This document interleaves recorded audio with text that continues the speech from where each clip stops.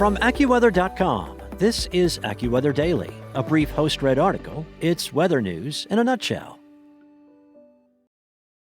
AccuWeather meteorologists are saying that the parched Midwest and the Northeast will finally get a drink of water in the form of rain in the coming days, while temperatures will fluctuate wildly from near-record heat to a frosty chill through the week.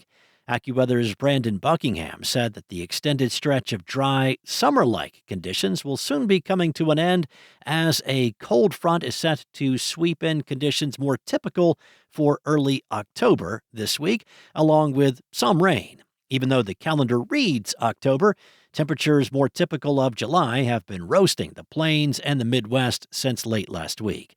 AccuWeather meteorologists say that this warmth will build into the east, but its hold will be temporary. The warm-up comes on the heels of several beautiful fall days with cool, crisp mornings followed by comfortable afternoons. That change arrived on Friday in central and western portions of the Great Lakes, where afternoon highs soared into the 80s. Similar warmth will build east through the start of this week. Temperatures soared into the lower 80s on Sunday in the Great Lakes and will challenge records into Monday in parts of the Northeast.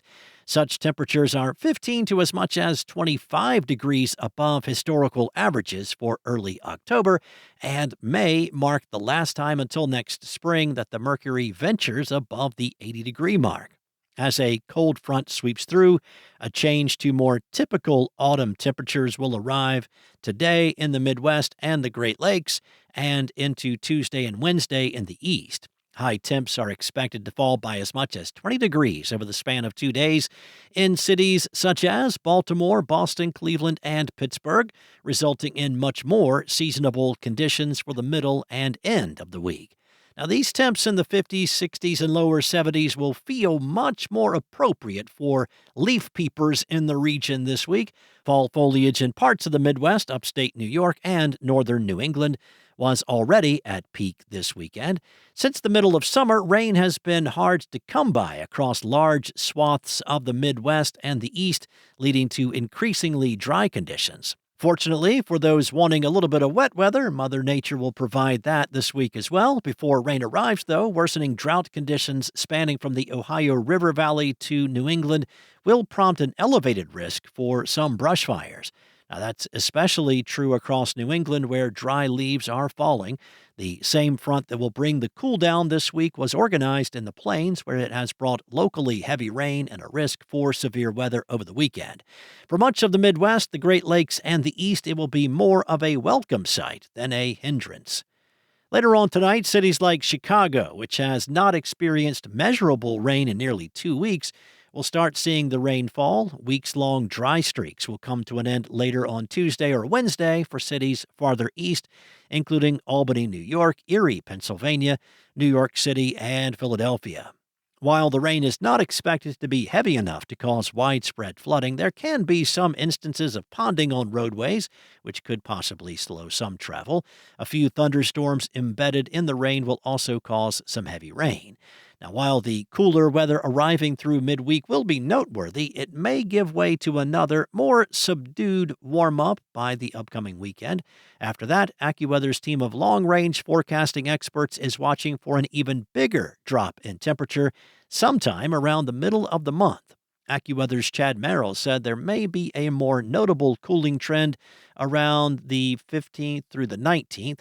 Global weather patterns are lining up to bring a few days of below to near average temperatures and possibly a hard freeze that will end the growing season in parts of the Great Lakes and interior Northeast.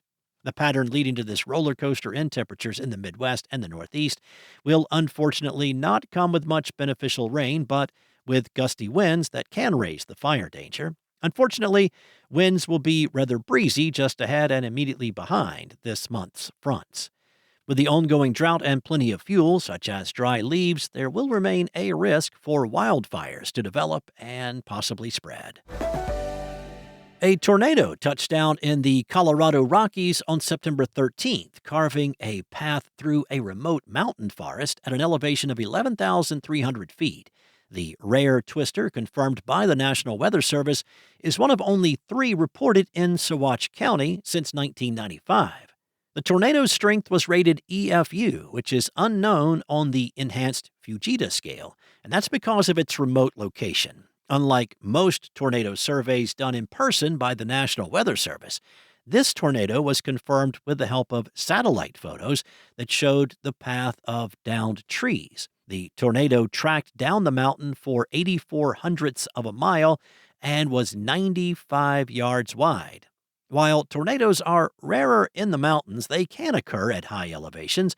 An EF1 tornado was confirmed in Divide, Colorado, at an elevation of 9,160 feet back on June 17th. Additional twisters have also been confirmed near Pikes Peak the last 3 years at elevations of between 9,000 and 10,500 feet. The highest tornado ever confirmed in Colorado was at Mount Evans, now known as Mount Blue Sky, on July 28th of 2012 at 11,900 feet. The highest elevation tornado ever documented in the U.S. occurred at 12,156 feet at Rockwell Pass in California in Sequoia National Park back on July 7th, 2004.